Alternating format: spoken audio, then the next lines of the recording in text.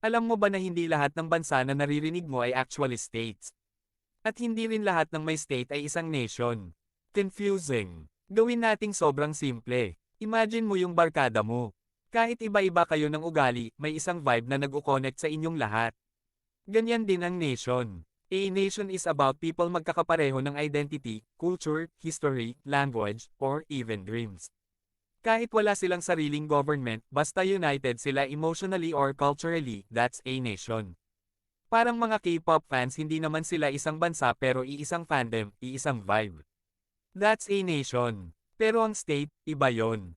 A state is about power and structure, may government, territory, population, at sovereignty or full control over their place. Ibig sabihin, may sariling leaders, sariling rules, sariling batas. Parang school, may principal, may rules, may campus, may students. That's a state. So, nation katumbas people with shared identity.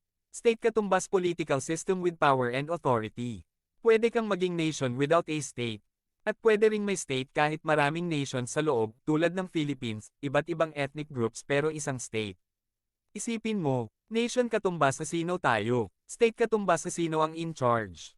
Ganun lang ka-simple. Ngayon alam mo na ang difference, kung gusto mo pa ng mga ganitong quick, smart, and easy explanations. Like, follow, at share mo na to. Huwag mo na ipagkait ang talino mo sa iba.